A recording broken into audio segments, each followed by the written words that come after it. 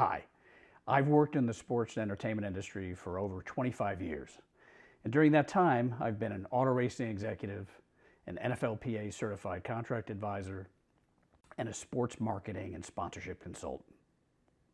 Inevitably, when two or more people from the sports and entertainment industry get together, someone asks the question, how do we grow the fan base for fill in the blank? It could be any sport or any entertainment property. I don't have all the answers to that question, but I have had dozens of conversations with super smart colleagues and experts in the field. I was inspired to create this video by those conversations, as well as the strategies that we employ on behalf of our sponsorship clients in charge. I hope you enjoy the following video. Let's dive in. If you are a marketer in professional sports, you sell the sports product for a living. Sports is a unique product in the world of commerce. As opposed to manufactured hard goods lacking in personal connection, sports is rooted in the timeless experience of human competition. Psychologists have noted that competition elicits a broad spectrum of emotions, from excitement and elation to frustration, anger, and disappointment. I don't think it's a stretch to conclude that sports is an emotional product. An interesting aspect of this emotional product is its impact on business metrics like revenue. They say that consumers buy on emotion and rationalize the purchase with logic. In fact, Harvard Business School professor Gerald Zaltman found that emotion is what really drives consumer purchasing behavior, as well as decision-making in general. It is not a stretch in any way to extend this emotional buying premise to an emotional product like sports. It has been the experience of many that there's a positive correlation between a fan's emotional attachment to a sport and audience growth, greater per capita spending by fans, and increased loyalty to the sports property and its sponsors. Therefore, the ability to enhance the fan's emotional connection to a sport is a key growth strategy. So how do you increase the emotional connection between fan and sport and leverage that for the benefit of growth? Let's look at that process. That process begins with recognizing the roadmap of increasing fan emotional connection. This roadmap highlights the three-phase evolution of how fans perceive their sports based on the degree of their emotional connection. We'll talk about each of those three phases. A sport can increase the emotional connection between itself and its fans through a comprehensive and integrated product and marketing strategy. We'll talk about the components of both the sports product strategy and its marketing counterpart. Then, a sport will leverage tools from its emotional tactics toolbox. We'll review that list that many watching this video will already be familiar with. Finally, we'll talk about the importance of harmonizing the touch points of a sports strategy and tactics. The roadmap for this process begins by recognizing the three phases by which fans perceive their sport as their emotional connection to the sport increases. To fuel its sports growth, the sports marketer cultivates a fan base by transforming a sport from an entertainment activity to an experience and then into an integrated part of the fan's lifestyle. The entertainment phase has relatively low emotional connection. These are the fans looking for quality entertainment to spend their disposable income in their free time. They generally view the sports experience as a commoditized activity. That is, if they substituted going to a sports event with a movie or a nice restaurant meal, they'd be just fine. They are highly price sensitive. They are focused on convenience around the sports entertainment activity and have a relatively low knowledge base around the sport. I view Major League Baseball in-season games as an example of the entertainment phase. With its 2,430 games, it's hard to sustain an emotional connection around the sport. And that's not to say there aren't hardcore baseball fans, of which there are many. However, I think you'd be hard-pressed to argue that, one, of 2,430 games is more entertainment than unique experience. In the experience phase or mid-level of fan emotional connection, fans are looking for an immersive experience or encounter. Experience is perceived to be unique and one of a kind. It has high status or prestige in attending. There's a high level of fear of missing out. It's attractive to experience junkies. In this category, I view Formula One races or WWE WrestleMania events as sitting in the experience phase of emotional connection. They are perceived to be not to miss special events, and among their fan base, there's bragging rights for just being there. In the lifestyle phase, or the highest degree of fan emotional connection, fans are looking to express how they live through their sports experience. The sport is intertwined both with their life and their personal identity. It is highly tribal, with a defined belief system. And fans view their participation more as shared experiences with others than as mere events. It is the source of dinnertime conversation with family and water cooler talk with business colleagues. There are 7 days of the week, but Saturday belongs to college football and Sunday belongs to the NFL.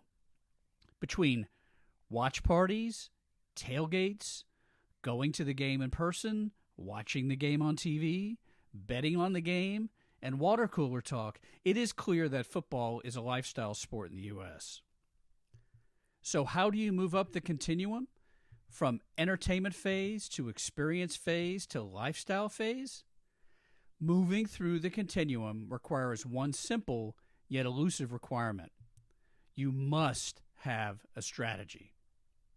Without it, it's like driving from your home to a new city without consulting the map. You might get there, but only if you're lucky. Let's look now at the strategy of aligning product and marketing to support the fan emotional connection, as well as some tactics supporting that strategy. Step one in this process is adopting a product strategy to ensure the product is accessible, relevant, and engaging. When I say accessible, I mean emotionally accessible to fans. The action on the field is easy to follow, rules are simple and intuitive, and athletes are known quantities. Relevant means the sport is relevant to the life of the fan. Maybe they played it as a kid. Maybe their parents took them to games. Maybe the competition has some personal identification or connection. And engaging means just that. It's fun. It's entertaining. It holds your attention throughout the entire competition to facilitate storytelling. A good example of product strategy adaptation is the evolution from boxing to the UFC. The UFC product captured new and existing combat sports fans by adapting its product in accessible, relevant, and engaging ways from boxing. The UFC is easier to follow with fewer divisions and one champ per division. Its multiple combat styles heightens interest, attracting more casual fans. And between submission holds and judges' decisions, there are many more ways to win, engaging fans. Next, deploy a complementary marketing strategy.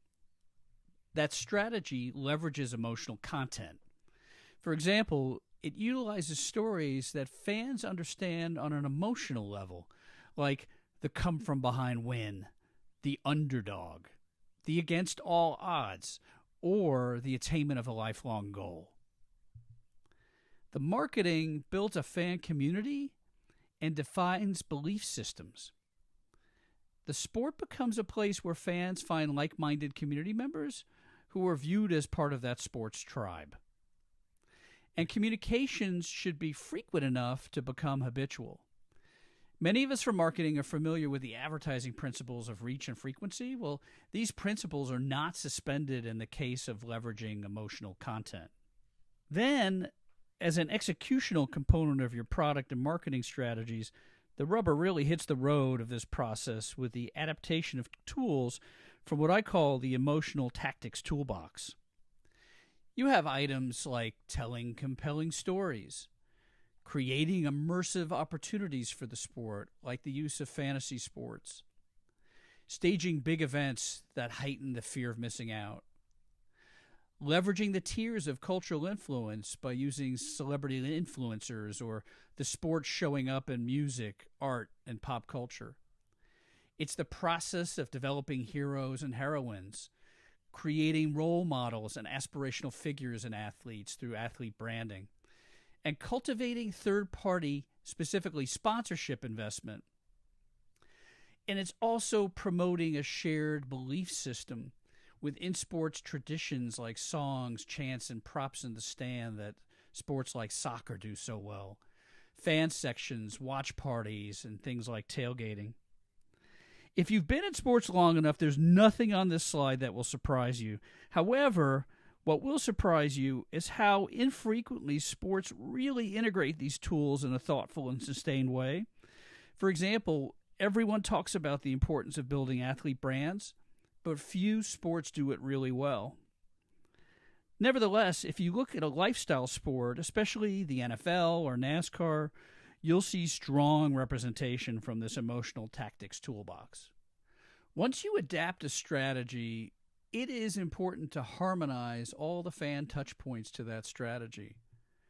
The product presentation, athlete branding, the live experience, food and beverage, hospitality and amenities, social media, the television or streaming experience, and the marketing messages. They all must work together.